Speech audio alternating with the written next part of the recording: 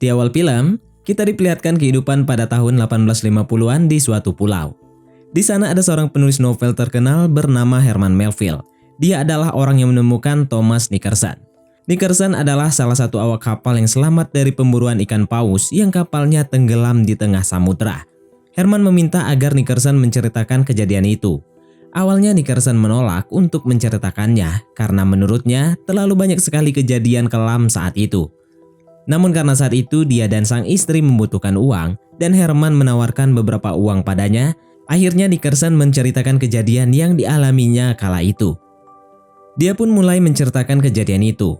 Kala dia masih remaja di tempat dia tinggal, kala itu ada seorang bernama Owen Chase. Dia sangat terkenal saat itu karena merupakan pelaut yang sangat handal walaupun berasal dari kalangan masyarakat biasa. Dia kemudian menemui sekelompok pengusaha kaya raya yang sedang merencanakan sebuah ekspedisi. Mereka berniat memburu paus di tengah lautan untuk mengambil minyaknya. Mereka akan menggunakan sebuah kapal yang memiliki sebuah nama yaitu Essex. Sebelumnya, Owen sudah dijanjikan sebuah jabatan kapten di ekspedisi yang akan dia lakukan. Namun, posisinya itu tidak dapat dia miliki karena para pengusaha itu lebih mementingkan jabatan kapten didapatkan oleh keturunan para bangsawan kala itu. Owen yang kecewa kemudian dijanjikan bayaran yang sangat besar dan di ekspedisi berikutnya dia akan menjadi kapten jika berhasil mendapat minyak sebanyak 2.000 barel. Kala itu istrinya sedang hamil muda. Di rumah, mereka berdebat akan keberangkatan Owen ke tengah lautan ini.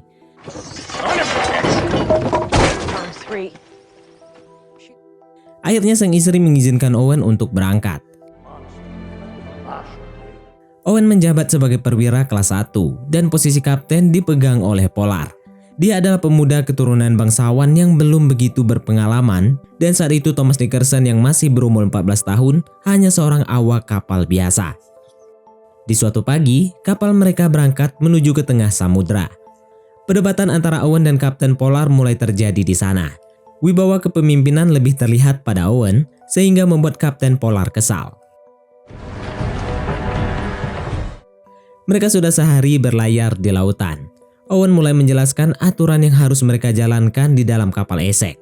Dia juga mengumumkan siapa saja awak yang akan ikut dengannya untuk memburu paus menggunakan skoci. Dia kemudian mengajak Nickerson untuk menuju ke geledah kapal. Saat itu, Owen berniat mengetes mental Nickerson sebagai pelaut pemula. Dia mencoba menceburkan Nickerson ke laut. Nickerson yang terlihat ketakutan akhirnya ditarik lagi oleh Owen. Tapi dia malah mual dan muntah tepat di sepatu Owen. Hari pun berganti. Kala sinar matahari sudah menyingsing, Owen sudah bersiap dengan para awak kapal lainnya. Namun saat itu, Kapten Pollard menyuruh untuk membuka layar kapal agar kapal melaju lebih cepat. Owen yang melihat kondisi cuaca kala itu, menurutnya tidak memungkinkan untuk melaju cepat. Mau tidak mau, dia dan awak kapal lainnya harus patuh kepada sang kapten. Setelah beberapa waktu berlayar dengan kecepatan tinggi, di depan mereka terlihat badai yang sangat besar. Bukannya menghindar, Kapten Pollard malah memerintahkan mereka untuk menerjang badai besar itu.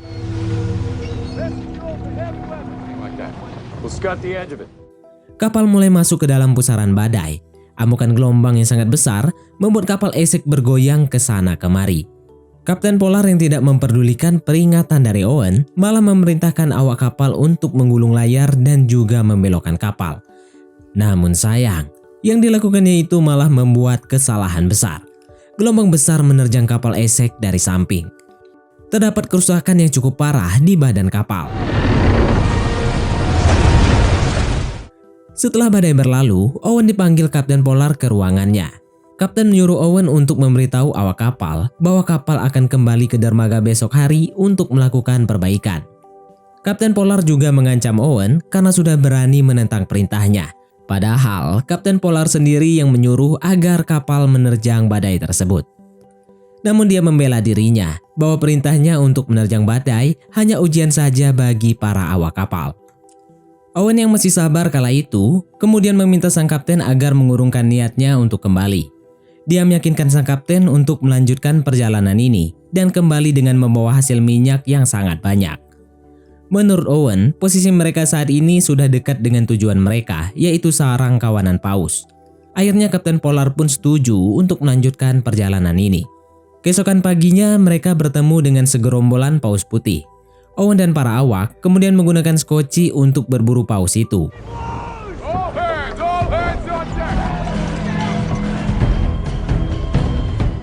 Dia menggunakan tombak untuk menangkap paus. Owen menombak salah satu paus, namun karena paus itu berukuran sangat besar, membuatnya mampu menarik skoci dengan sangat cepat. Jika saja paus itu berenang lebih dalam ke lautan, maka skoci akan hancur terbawa ke dalam lautan. Untungnya setelah saat tali tambang akan habis mencapai batasnya, tiba-tiba paus itu muncul ke permukaan dengan keadaan sudah tak bernyawa. Di malam harinya, para awak kapal sibuk mengolah lemak paus itu untuk dijadikan minyak.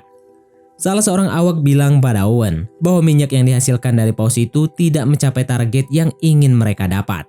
Namun saat itu Owen malah menyuruh Nickerson agar masuk ke dalam perut paus itu untuk mengambil lemak minyak yang tersisa di dalamnya.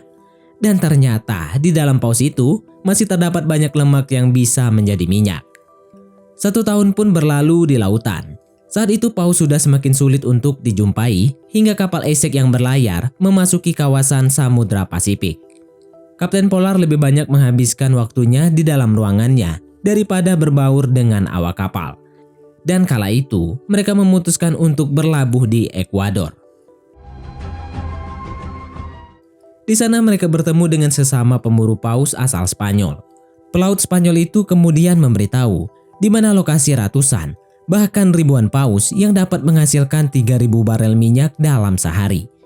Namun dia juga mengatakan bahwa siapa saja yang datang ke tempat itu tidak akan pulang dengan selamat karena perairan di sana dijaga oleh seekor paus raksasa. Kapten Polar yang tidak memperdulikan perkataan pelaut Spanyol itu akhirnya memutuskan untuk pergi ke perairan yang mereka bicarakan. Lokasi itu ada di tengah Samudra Pasifik dan sangat jauh dari daratan. 14 bulan mereka berlayar menuju ke tempat itu, dan kini mereka sampai di sana. Saat itu mereka melihat tanda-tanda kemunculan kawanan paus yang sangat banyak. Terlihat paus di sana sangat agresif dengan adanya kehadiran manusia, sehingga membuat Owen dan para awak kapal kesulitan untuk menombaknya. Perkataan pelaut Spanyol ternyata benar adanya. Saat itu ada paus raksasa yang menjaga perairan itu. Paus itu muncul dan langsung membalikan skoci yang Owen naiki. Dapat dilihat ekornya saja sangat besar, membuat semua orang merinding melihatnya. Owen dan kawan-kawan tidak menyerah begitu saja. Mereka terus menombak kawanan paus lain. Mereka berhasil menikam salah satu paus. Namun anehnya, paus raksasa yang tadi membalikan skoci mereka menjadi marah. Paus kapal itu menubruk kapal esek hingga lambung kapal pecah.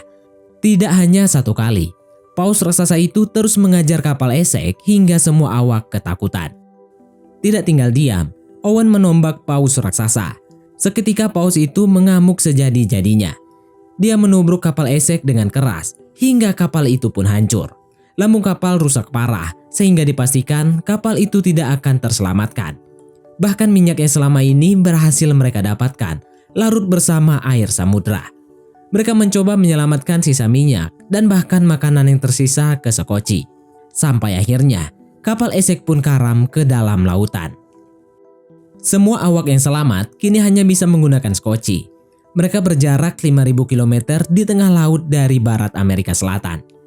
Mereka hanya bisa mengandalkan kompas dan bantuan dari arah matahari untuk mengetahui arah. Bahkan makanan yang mereka miliki pun hanya tersisa sedikit.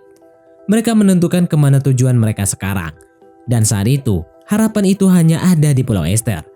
Berjarak 7.500 km di ujung selatan Samudra Pasifik dari tempat mereka saat ini. Namun sayang, angin yang berembus malah membuat mereka menjauh dari pulau itu. Badai kembali datang menerjang mereka. Skoci mereka terombang-ambing hebat, membuat para awak tercebur ke dalam lautan.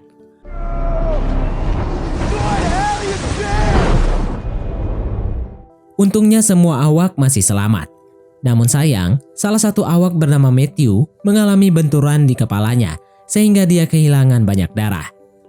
Matthew yang sebenarnya sangat kesakitan tetap berusaha bangkit agar tidak merepotkan kawan-kawannya.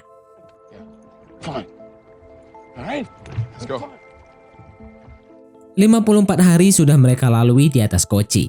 Bekal makanan mereka semakin menipis kala itu. Tiba-tiba salah satu awak melihat pulau yang ada di hadapannya. Dia langsung berteriak memberitahu apa yang dia lihat.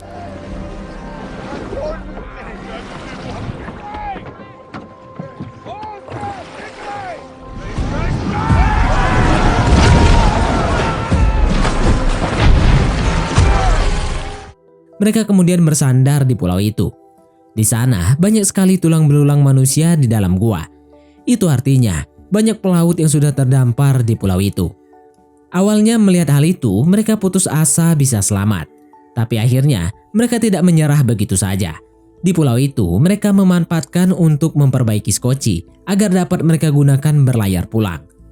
Matthew yang sakit terlihat pasrah dan ingin tinggal di pulau itu karena dia merasa usahanya untuk pulang akan sia-sia saja.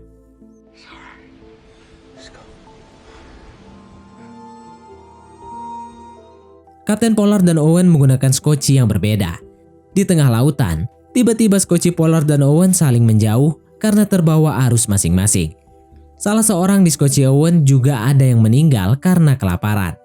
Saat salah satu akan menceburkan jasad temannya itu ke dalam lautan, Owen pun melarangnya.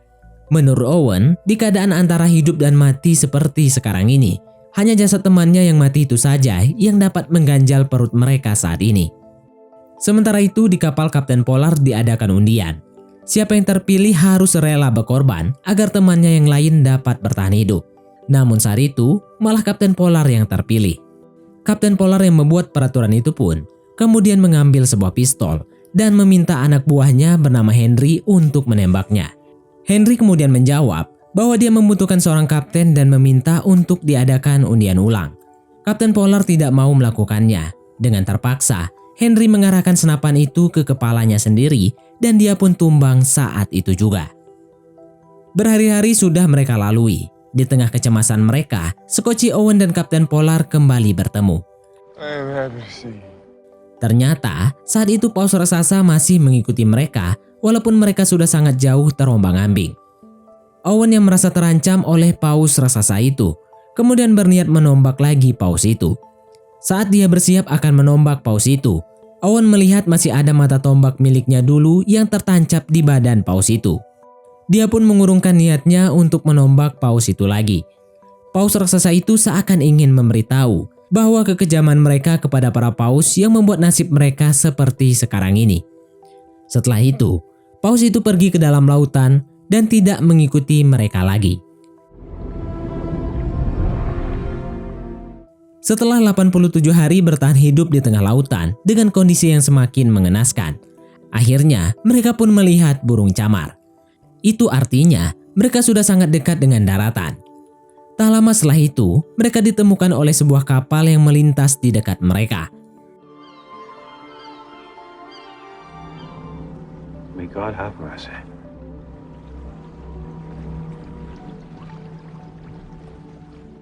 11 Juni 1821, mereka diantar pulang ke rumah mereka di Nantucket.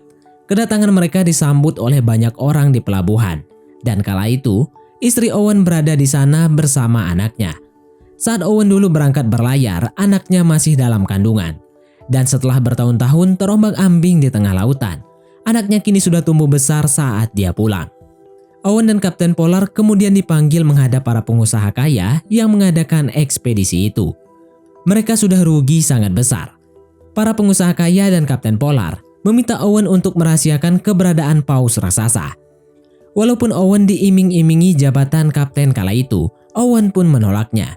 Karena dia tidak ingin ada orang lain yang mengalami kejadian sama seperti dirinya di masa mendatang. Dia kemudian keluar, dan di sana dia bertemu dengan Nickerson yang mengucapkan rasa terima kasih. Nickerson juga berpamitan karena dia akan pindah dari kota itu. Di persidangan, hanya Kapten Pollard yang menjadi saksi atas kejadian yang mereka alami. Tidak diduga, ternyata Kapten Pollard berkata jujur pada persidangan itu. Dia menceritakan semua kejadian yang dialaminya bersama dengan Owen dan para awak kapal. Hal itu membuat para pengusaha sangat kecewa. Dan sejak saat itu, Owen memulai aktivitas barunya bersama kapalnya sebagai pedagang.